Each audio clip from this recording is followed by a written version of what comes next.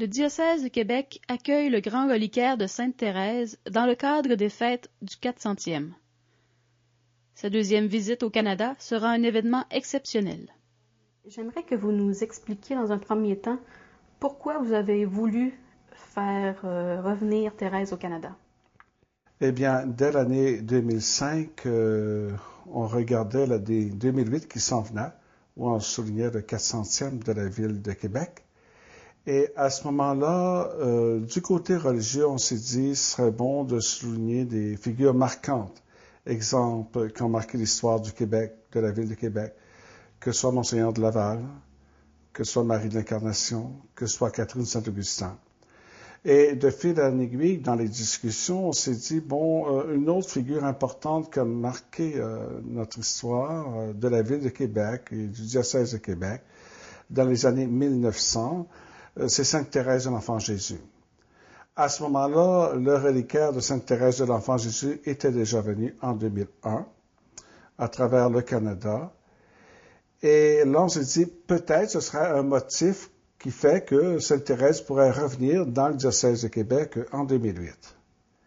Mais la question ou le hic était le suivant. Le reliquaire de Sainte Thérèse de l'Enfant Jésus ne va pas deux fois dans une même ville, dans une même province, dans un même pays. Alors, après échange verbal avec M. le cardinal Ouellette, Monseigneur Bernard Lagoutte, le recteur du sanctuaire, et moi-même, nous avons convenu qu'on demandait le grand reliquaire pour 2008 dans le cadre des fêtes religieuses du 400e. Alors, M. le cardinal Ouellette, à la fin de décembre 2005, a écrit à Monseigneur Bernard Lagoutte. Et voilà, quelques mois plus tard, en 2006, au printemps 2006, nous avons reçu l'accord que le grand reliquaire pouvait venir dans le diocèse de Québec pour souligner les fêtes du 400e du côté religieux. Ça prend beaucoup d'organisation pour faire venir le reliquaire. De fait, oui, il y a beaucoup de demandes qui doivent se faire parce que le grand reliquaire, il est situé à Lisieux, à la basilique de Lisieux. Donc, il faut demander un permis d'exportation temporaire.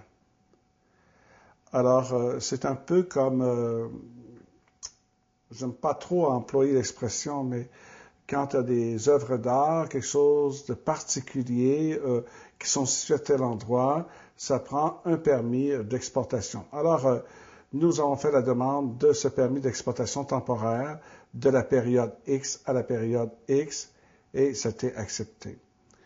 Il y a aussi la lettre d'autorisation qui provient du cardinal Ouellette. Comme moi, je suis l'escorte officiel de la visite du grand reliquaire au Canada. De plus, il faut se dire que Thérèse, elle a presque un billet d'avion. On appelle ça une lettre de transport aérien. Elle n'a pas un numéro d'étiquetage, mais elle a une lettre de transport aérien qui correspond presque identiquement à un billet d'avion. Alors donc, pour les douanes, c'est ce permis pour moi, que je suis l'escorte officiel, la lettre de transport aérien, le permis d'exportation temporaire, puis l'assurance. Alors, ce sont administrativement, et ça passe par toutes les instances de vérification pour donner le OK, si je peux dire. Comment on se sent quand on est responsable de Sainte-Thérèse? Pour moi, c'est une grande grâce. Je me sens privilégié. Sans doute que je me sens choisi. Je réponds à un appel de Dieu ou de Thérèse, mais qui, en quelque part, veut me faire découvrir davantage le chemin de l'amour, le chemin de la miséricorde, le chemin de la bonté, le chemin de la simplicité, le chemin de vivre mon quotidien dans la simplicité de l'amour. Et là-dessus, ça me rend heureux et c'est comme si ça m'interpelle pour accepter de me transformer aujourd'hui et demain, intérieurement. Pourquoi les gens viennent voir Sainte-Thérèse? Pourquoi les gens viennent voir les reliques? Alors, on a dans l'Église catholique un peu des réserves, des questions sur les reliques. Bon. Mais moi, je me rends compte, en ayant accompagné les reliques de Thérèse déjà dans plusieurs continents différents, j'étais aux Philippines en janvier dernier, que les reliques, c'est pas du tout magique, ni superstition. Les gens viennent parce qu'on leur dit que dans ce reliquaire, il y a quelques ossements, ici, de Thérèse, et c'est parce que c'est une rencontre avec Thérèse. Le pourquoi qu'on vénère des reliques, c'est parce qu'on croit que les restes mortels qui sont là-dedans ont été habités par une personne toute simple, toute ordinaire, mais qui a eu à cœur d'aimer le bon Dieu. Et dans le cas de Sainte Thérèse, elle a eu à cœur d'aimer le bon Dieu à travers son amour, à travers sa miséricorde. Thérèse est une fille concrète qui a grandi, qui est née, qui a grandi, qui a eu des joies, des peines, qui est morte à 24 ans et demi de la tuberculose. C'est une dimension historique. La relique nous met en contact avec la personne de façon historique. Le reliquaire qui voyage contient, au milieu de ce beau reliquaire offert par le Brésil, un coffret qui contient des ossements importants du pied de Thérèse. Bon, ce n'est pas, il n'y a pas de rayonnement magique de la relique, mais ça se passe dans le cœur. On n'adore pas des reliques.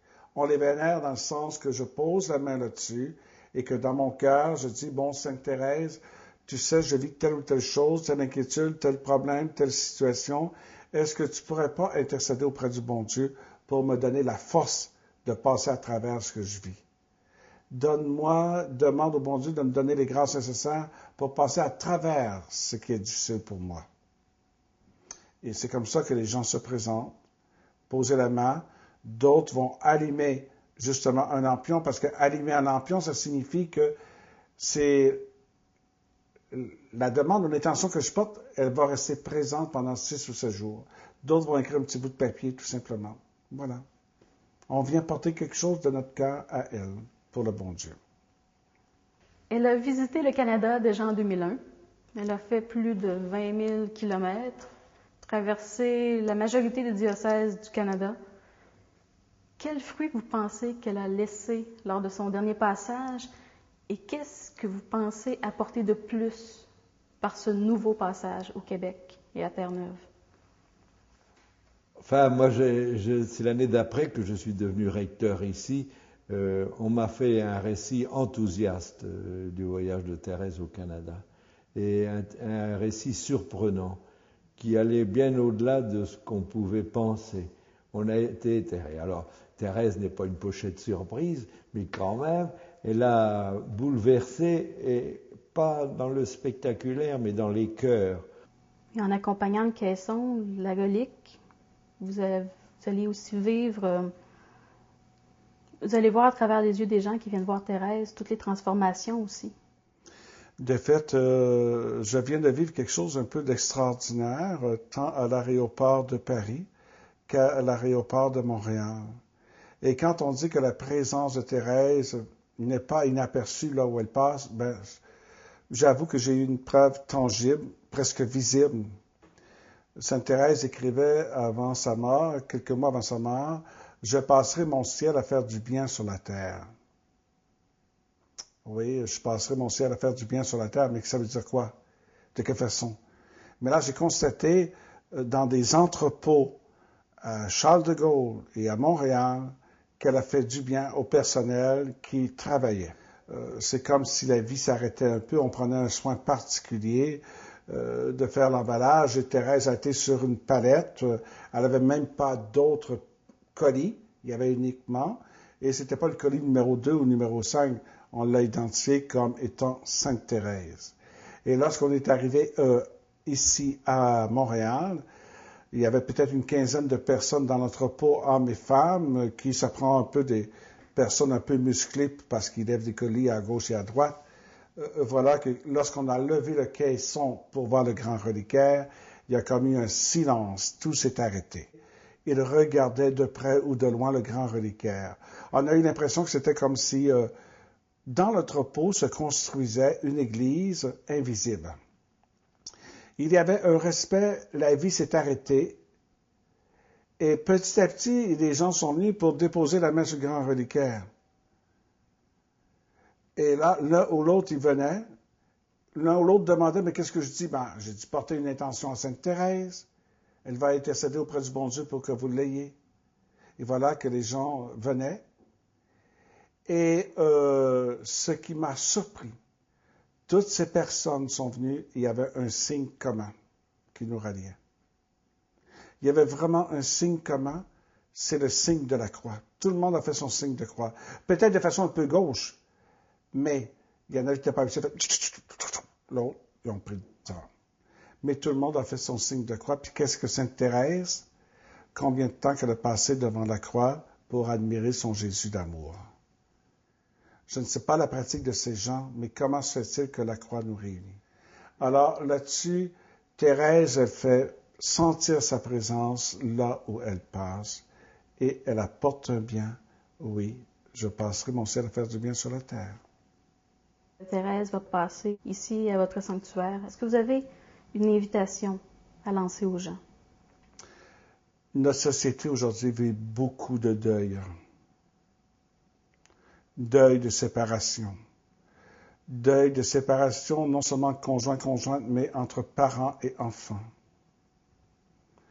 Chicane aussi entre grands-parents, enfants, petits-enfants. Et il y a beaucoup de tensions à gauche et à droite, et on a de la misère à retrouver le chemin de l'harmonie pour y découvrir la miséricorde puis l'amour. On travaille tous pour soi, mais on a besoin d'une dimension du sacré intérieur. Et au-delà de ces deuils, de ces épreuves qui arrivent, il y a seulement que l'intervention divine qui peut nous aider à passer à travers. Sainte Thérèse a vécu différents deuils à différents âges de sa vie. Puis nous aussi, nous en vivons de ces passages qui s'expriment par des deuils. Mais Sainte Thérèse a toujours gardé la foi et la confiance envers Jésus pour permettre d'aller plus loin. Et ça prend une grâce de Dieu. Alors, toute personne qui vit quelque chose de spécial, que ce soit dans la joie ou dans la peine, venez donc présenter ça à Sainte Thérèse pour qu'elle intercède auprès du bon Dieu.